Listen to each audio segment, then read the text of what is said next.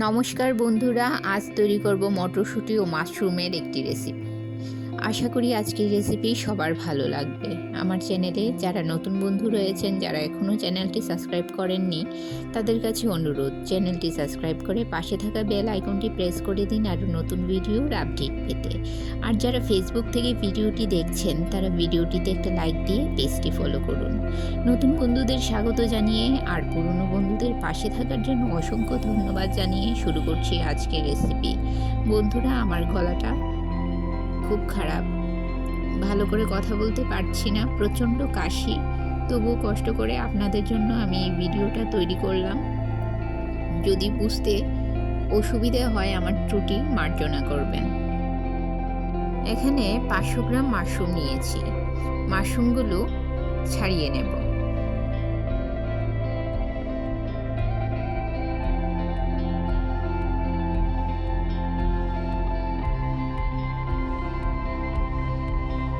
গোড়ার দিকের অংশটা কেটে বাদ দিয়ে দেব ও ভালো করে পরিষ্কার করে নেব।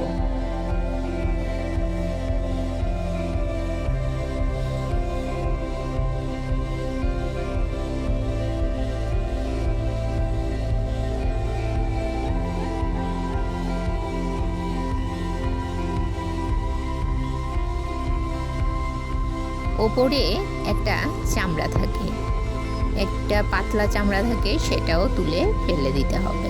ছুরি দিয়ে একটু ঘষলেই এই পাতলা চামড়াটা উঠে যাবে। এভাবে আমি সমস্ত মাশরুমগুলো পরিষ্কার করে নেব।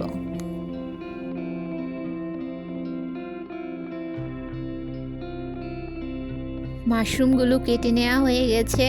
এখন 2 থেকে 3 বার জল দিয়ে ধুয়ে নেব ও হালকা গরম জলে 10 মিনিট ভিজিয়ে রাখব।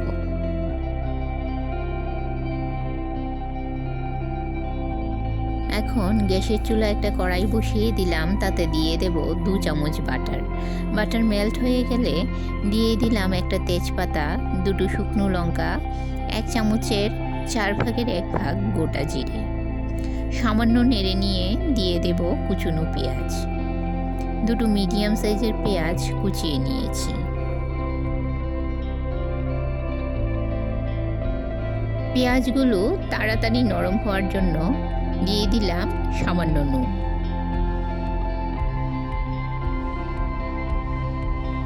পেঁয়াজ নরম হয়ে গেলে দিয়ে দেব 1 টেবিল চামচ আদা রসুন বাটা। পেঁয়াজের সঙ্গে মিশিয়ে নেব।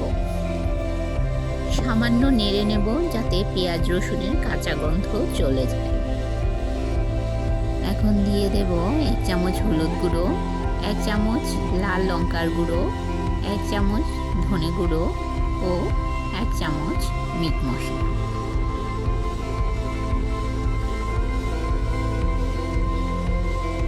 সমস্ত মশলা ভালো করে মিশিয়ে নেব। মিশিয়ে নিয়ে ভালো করে কষিয়ে নিতে হবে। তার জন্য দিয়ে দিলাম সামান্য জল, যাতে মশলাটা পুড়ে না যায়। মশলা ভালো করে কষিয়ে নেওয়ার পর দিয়ে দিলাম টমেটো পেস্ট। আমি এখানে 2টো মিডিয়াম সাইজের টমেটো পেস্ট করে নিয়েছি। মশলাগুলো মিশিয়ে নিয়ে নাড়তে থাকতে হবে যতক্ষণ না মশলা থেকে তেল বের হওয়া শুরু করছে। এবার দিয়ে দিলাম 2 টেবিল চামচ ফেটানো টক দই। এই পর্যায়ে গ্যাসের ফ্লেম লোতে রাখতে হবে, না হলে দই ফেটে যাওয়ার সম্ভাবনা থাকবে।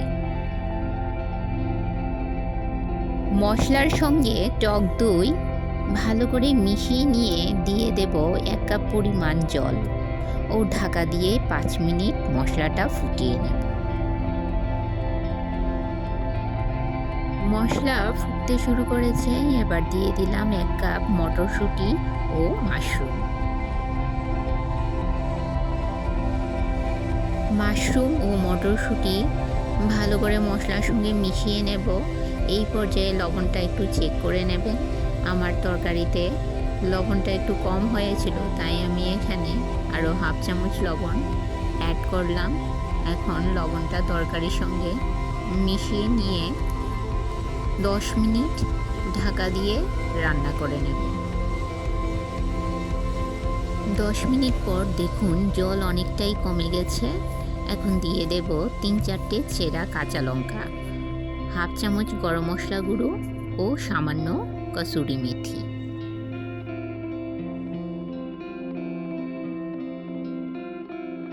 সমস্ত কিছু ভালো করে মিশিয়ে নিয়ে আরও 1 মিনিট রান্না করে নেব।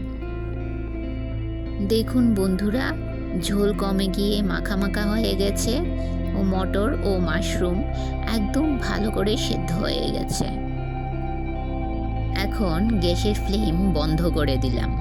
তৈরি হয়ে গেল শীতকালের একটি খুবই সুস্বাদু রেসিপি মটর মাশরুম। ভাত, রুটি, পরোটা সব কিছুর সঙ্গে খেতে দারুণ লাগে এই রেসিপি। একটা পাত্রে তুলে নেব ও গার্নিশের জন্য উপর থেকে কিছু ধনেপাতা ছড়িয়ে দেব। রেসিপিটি কেমন লাগলো কমেন্ট করে জানাবেন, আর ভালো লাগলে একটা লাইক অবশ্যই করবেন। আপনার একটা লাইক পৌঁছে দিতে পারে আমার রেসিপি আরও বহু মানুষের কাছে।